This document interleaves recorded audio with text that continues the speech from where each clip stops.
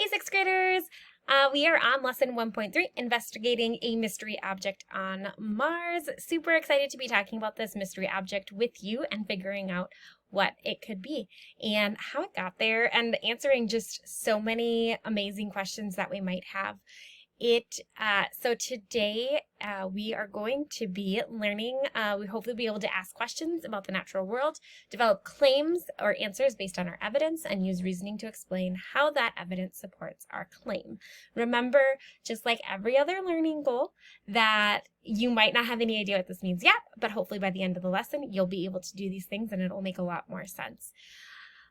We are, again, as we get into this unit, we are really focusing on breaking it down and looking at how we can be good investigators and how we can be good scientists. So we're just using this as a tool to help us learn better about what we're doing.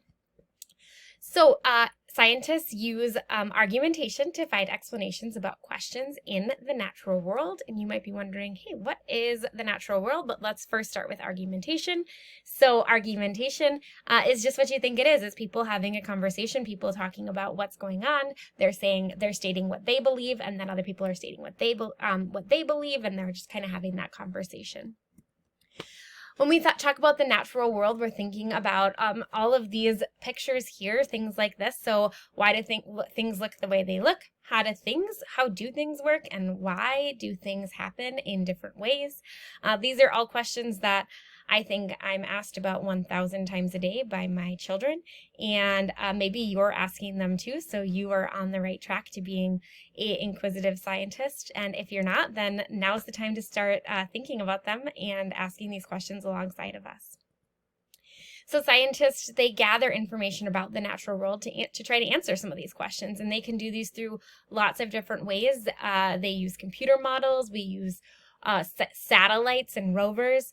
We collect data directly from the geosphere here, and here where they're collecting from the river, and then information is sometimes used in data or in labs and collected in science labs. So some important things of a science argumentation or a scientific argument is that you're always going to begin with a question. So we just talked about what might look like. Why does something look the way it is, or why is something work that way? And then we have a claim that we propose is an answer to the question. So it doesn't necessarily mean that it is the answer, but it's the thing that it's a proposition. It's something we might think might answer that question. So we're going to come up with claims, and we're not usually going to have more than one claim, or we're going to have people who have different claims. Then there's going to be evidence that supports your claims. You're going to do research and find evidence to support what you're saying you believe is the answer to the question.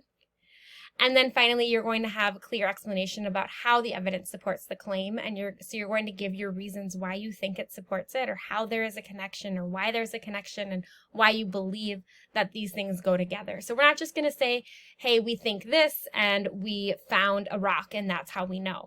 We are going to give specific reasons why we think that rock belongs to that river or something like that, to support our claim with the evidence. This is a graphic that you might see coming up here in the future. We just talked about this, so we don't need to go through this whole thing yet. And hopefully you took a minute to think about this puddle earlier. So earlier we saw this puddle and it was full of water, and now a little bit later, we're seeing that the evidence is showing us that the puddle is gone, and that, we know that it was in the sun all day. We know that puddle was in the sun all day, and we know that there was a really high temperature. So what do you think happened to this puddle? You might have a few ideas in your mind right now what happened to this puddle.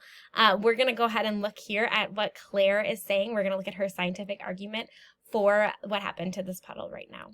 So she said her question was what happened to the puddle, and she thought that the water in the puddle that she observed evaporated. And now she's going to give some evidence, and then she's going to support that evidence with her reasoning. So here's her evidence.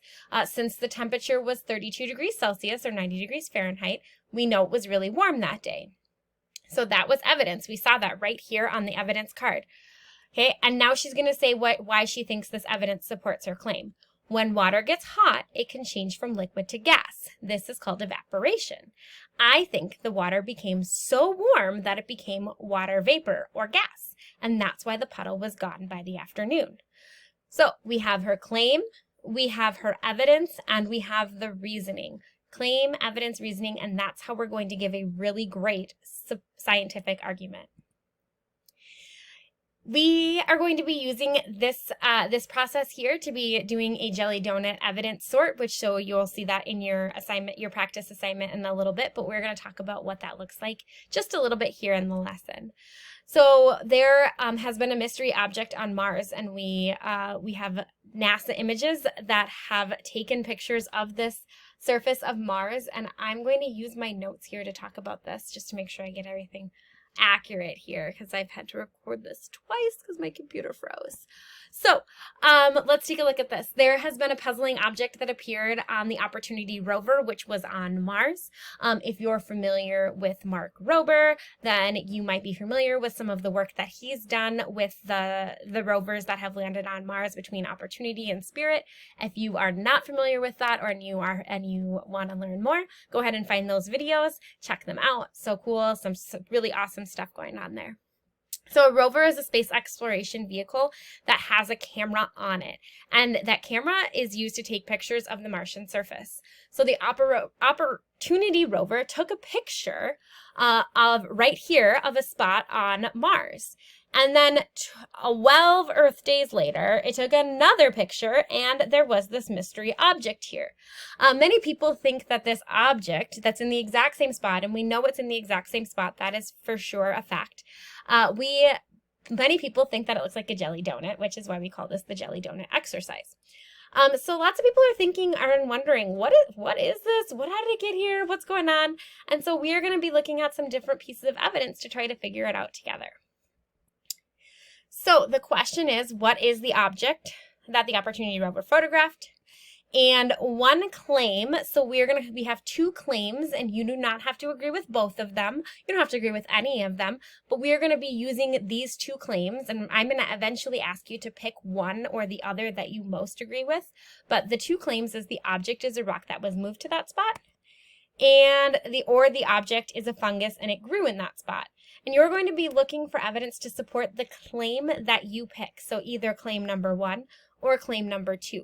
And you'll see what that means in just a second here. So remember, we are trying to solve the mystery, and we are going to be looking for evidence here as we do our research. So you'll get a bunch of evidence cards that look like this, and you're going to say, hey, this piece of evidence supports claim 1, or this piece of evidence supports claim 2, and you're going to move them around, and you are going to do that all in your practice pages.